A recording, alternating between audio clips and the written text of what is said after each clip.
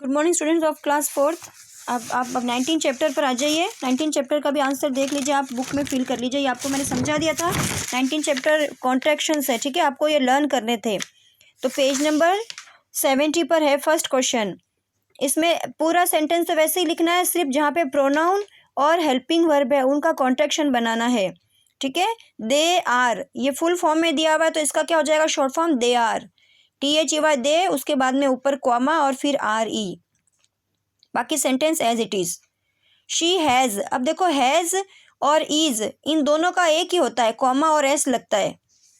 आपने पीछे देखा है शी इज, ही इज, उसका भी आपने कॉमा और एस ही देखा है। अब आपको फ़र्क कैसे मालूम चलेगा कि वहाँ पर यहाँ पे क्या आएगी, है थर्ड फॉर्म लिखी हुई आएगी, हेल्प्ड, ये थर्ड फॉर्म है। हैव और हैज़ के साथ में थर्ड फॉर्म आती है वर्ब की। वर्ब होते हैं ना एक्शन वर्ड, जिससे किसी का काम का पता चलता है, उनकी फॉर्म्स होती है, 3 फॉर्म होती है और एक फर्स्ट फॉर्म में ING लगती है, तो उसकी ये थर्ड फॉर्म होती है, ठीक है।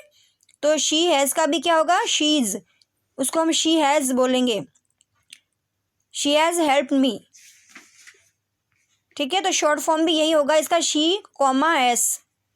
वी शैल का क्या होगा, वही वी कॉमा LL, ठीक है। पीछे देखा है हमने, शैल का भी हमने देखा है, वी शैल का भी विल, वी के बाद में कॉमा LL, वी शैल ही बोलेंगे उसको, और WILL विल होता है तब भी हम यही लगाते हैं, ओके। उसके बाद में है एम का क्या होगा, I comma m, I am. फिर पीछे वाले सेंटेंसेस ऐसे ही है पूरे। ही हैज़ का भी वही ही कॉमा एस। वी शैल का फिर से वही वी कॉमा LL। IM का क्या होगा, I comma M. She is का शी कॉमा एस और ही विल का ही कॉमा एल। फिर से बता रही हूँ मैं एक बार। दे आर का क्या होगा, THEY they comma RE, they are. She has का शी कॉमा एस।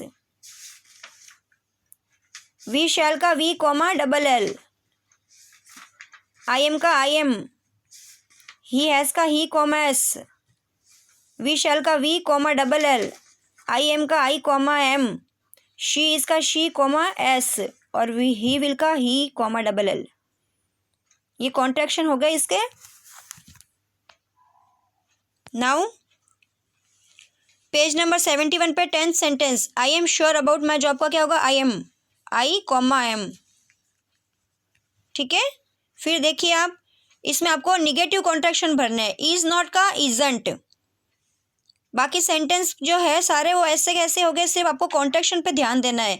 कॉन्ट्रैक्शन किसका होगा, हेल्पिंग वर्ब का होगा, तो इज नॉट का इजंट बनेगा, क्योंकि पॉजिटिव में प्रोनाउन और जो हेल्पिंग वो होती है हेल्पिंग वर्ब उसका हम करते हैं। दे आर का हमने करा, यू हैव का हमने करा। यहाँ पर तो क्या है, निगेटिव कॉन्ट्रैक्शन है ना, तो हमको नॉट को साथ में लेना पड़ेगा। तो हेल्पिंग वर्ब और नॉट दोनों का शॉर्ट फॉर्म करना है। तो इज नॉट का इजंट मतलब ISN comma T, isn't. Am not का amn't, AMN comma T। Can का क्या होगा, can't, CANT, can't. You can not do it, can not का क्या होगा, कांट। विल नॉट का won't, she won't, WON comma T। Are not का aren't, AREN comma T, aren't. Shall not का shan't, SHANT, शैंट, ठीक है। आए हुए ये आपके कॉन्ट्रैक्शन जो आपको बुक में रूल थे ना, उस उनमें सब ये आए हुए हैं। डज नॉट का doesn't, DOESN comma T। Did not का डिडंट, कुड नॉट का कुडंट और मस्ट नॉट का मसंट, MUSNT, ओके। कैन नॉट का कांट, एम नॉट का एमंट, इज नॉट का इजंट, विल नॉट का वोंट, आर नॉट का आरंट, शैल नॉट का शैंट, डज नॉट का डजंट, डिड नॉट का डिडंट, कुड नॉट का कुडंट और मस्ट नॉट का मसंट। अब इस सी पर आ जाइए। उसका फर्स्ट सेंटेंस तो वो है वोंट। पेज नंबर 71 पे वोंट का आपको फुल फॉर्म मतलब उल्टा करना है। पहले आपको फुल फॉर्म दी हुई थी, आपको कॉन्ट्रैक्शन बनाना था। अब आपको कॉन्ट्रैक्शन दी हुई फुल फॉर्म बनानी है। तो उसका देखो ये 5 सेंटेंसेस है, ये रहा इस पेज नंबर पे। वोंट का क्या होगा? Will not. क्या होगा? वोंट का विल नॉट, शैंट का शैल नॉट, हीज का आप यहाँ पर ही हैज़ भी लिख सकते हो, ही इज भी लिख सकते हो, क्योंकि दोनों का कॉन्ट्रैक्शन एक ही होता है। शील का शी विल, आई एम का आई एम। ओके, लिख लिया आप लोगों ने बुक में।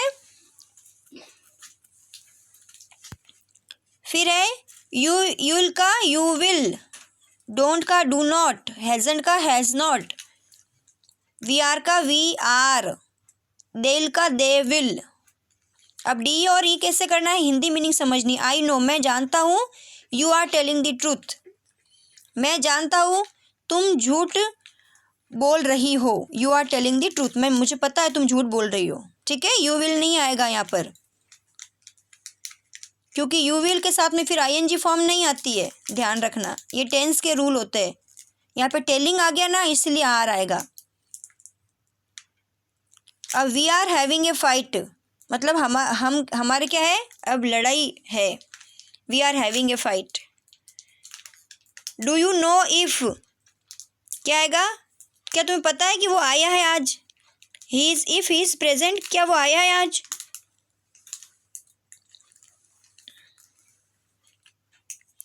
फिर है शी इज नेवर लेट, वह कभी लेट नहीं आती है। ठीक है, तो शी इज आएगा।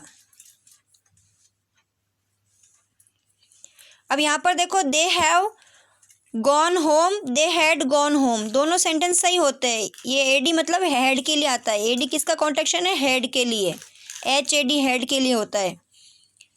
तो यहाँ पे हम देखो, यहाँ पे नीचे कॉमा दे दिया, ऊपर आता है कॉमा, इसका मतलब हमको ये दे हैव, बाकी अगर कॉमा ऊपर होता यहाँ पर तो दे हैव गॉन होम भी सही है, क्योंकि थर्ड फॉर्म है गॉन, गो वेंट गॉन, गो मतलब जाना, वेंट मतलब गया, गॉन मतलब जा चुका, तो वह घर जा चुका है या वह घर जा चुका था। तो यहाँ पे दोनों सही है, लेकिन यहाँ पे कॉमा नीचे आ गया तो ये हम लिखेंगे, क्योंकि मतलब ये रॉन्ग है, तो यहाँ पे ले आएगा they have gone home. Do you think it will rain today, क्या तुम्हें लगता है कि बारिश आएगी? इसलिए यहाँ पे फ्यूचर में आ गया, भविष्य में, तो यहाँ पे आएगा इट विल। अब देखो, निगेटिव कॉन्ट्रैक्शन भरने हैं। Seema says she isn't coming to my party, Seema ने कहा कि वो मेरे पार्टी में नहीं आ रही है।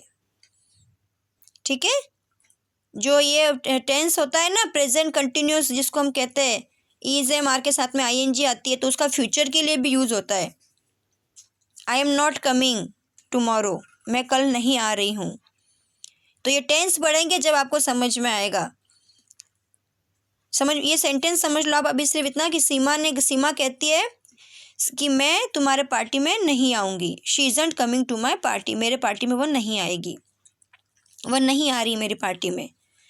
हैवंट वी मेट बिफोर, क्या हम पहले मिल चुके हैं? ठीक है, मेट कौन सी फॉर्म है? सेकंड फॉर्म है, सेकंड भी होती है, थर्ड भी होती है, इसलिए यहाँ पर क्या होगा? हैव आएगा, वी के साथ में हैव आता है ना, इसलिए हैवंट वी मेट बिफोर, क्या हम पहले मिल चुके हैं? मीट मेट मेट ये होती है, मीट मतलब मिलना, मेट मतलब मिलने।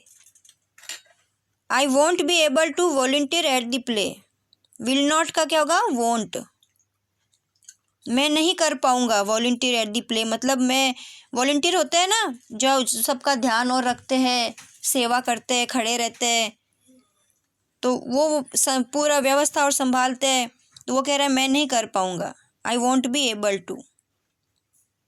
The food was stale but we didn't complain about it, food तो क्या था? ख़राब हो गया था, बदबू हो गई थी उसमें, लेकिन हमने कंप्लेंट नहीं की, पास्ट में हो गया ना, इसलिए डिडंट। और Sam wasn't playing attention in the class the other day, मतलब वो क्या है कि दूसरे दिन, मतलब किसी भी दिन वो क्या करता है कि वो अटेंशन नहीं दे रहा था। Sam wasn't paying attention in the class the other day, अपन कहते हैं ना कि वो क्लास में कभी अटेंशन नहीं देता है, तो वहाँ पर इसलिए आया है wasn't playing attention in the class the other day, वह नहीं दे रहा था, ध्यान नहीं दे रहा था क्लास में। ये जो है डी और ई, ये जो क्वेश्चन है और ख़ास तौर से ये ई वाला क्वेश्चन हम डी में भी ले सकते हैं। आपको ये तब समझ में आएंगे जब टेंस समझोगे आप, क्योंकि कॉन्ट्रैक्शन तो है लेकिन यहाँ पर कई बार ऐसा होता है कि दोनों कॉन्ट्रैक्शन सही होते हैं, तो फिर हमने ये एक क्यों चुना। आपने ये सेंटेंस कई बार देखे डी और ई में जो मैंने समझा है, उसमें टेंस का आपको ध्यान रखना पड़ेगा। बाकी ये जो आपने क्वेश्चन ये जो हमने एक्सरसाइज की है ए बी सी, ये तीनों बिल्कुल कॉन्ट्रैक्शन के ऊपर है, इसमें आपको टेंस का कोई ध्यान नहीं रखना है। ठीक है, तो आपको मैंने अब टोटल करवा दिया है 19 चैप्टर और मैंने आपको करवा दिया है 16 चैप्टर। 16 चैप्टर का वो जो एक क्वेश्चन है आपका बी वाला, वो आप मत करना अभी बुक में। आपने ए वाला क्वेश्चन कर दिया, अगर बी वाला बुक में किया है तो भी कोई बात नहीं, मैं जब आपको वो पूरा भेजूँगी आपको क्लियर, तब भी आपको वो नोटबुक में करना है। तो आपका होमवर्क है चैप्टर 16 का ए वाला क्वेश्चन बुक और नोटबुक दोनों में होना चाहिए, और चैप्टर 19 पूरा ए बी सी डी और ई, चैप्टर 19 पूरा होना चाहिए। ओके।